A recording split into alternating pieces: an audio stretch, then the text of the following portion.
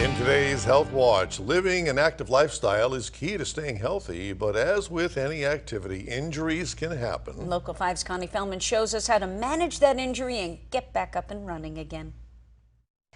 Messing around on the playground with his kids, 40-year-old Travis Albrecht finally made that kickball dream shot he'd been fantasizing about since he was a kid.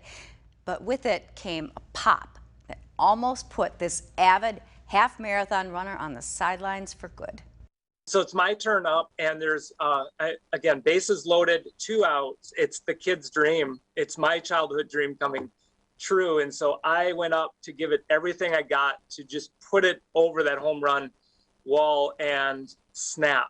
Travis Albrecht is not the first 40-year-old to learn the hard way that he's not a kid anymore. I limped to first base. But you wouldn't call him a weekend warrior. Albrecht is an avid runner, more physically fit than most people half his age. But for him, it's a lifestyle that goes beyond just being in shape physically. For me also, it's a mental fitness and spiritual fitness as well. I get to spend time thinking, praying, connecting with others. It's me time. So when his kickball injury didn't seem to fully heal, I just wasn't experiencing the strength that I used to have. So something wasn't right. I knew that. And a bump started forming where it shouldn't be. A couple months later that I noticed a large lump at the top of my leg.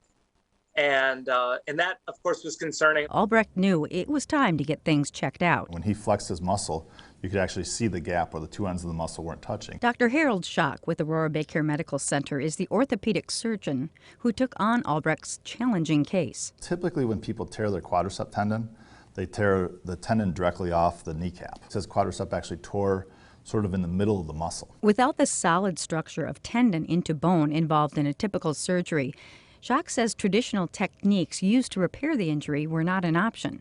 Schock was upfront with Albrecht about what options were available, including changing and modifying his activity level. In other words, give up running, which, remember, is the foundation of Albrecht's lifestyle. It's just been very good for me, for my well-being, wholeness. Schock had another option. We used advanced imaging. We found that gap, and we were able to repair it with some thicker, heavier suture. We extended our length of repair.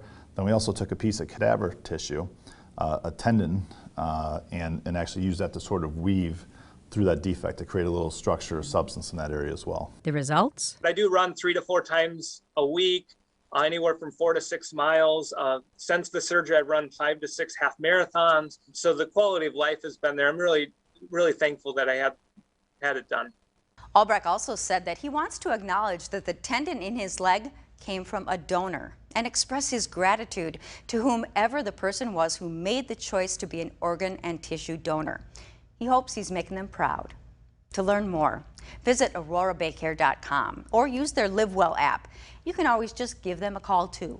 And that's your Health Watch. I'm Connie Fellman, Local 5 News.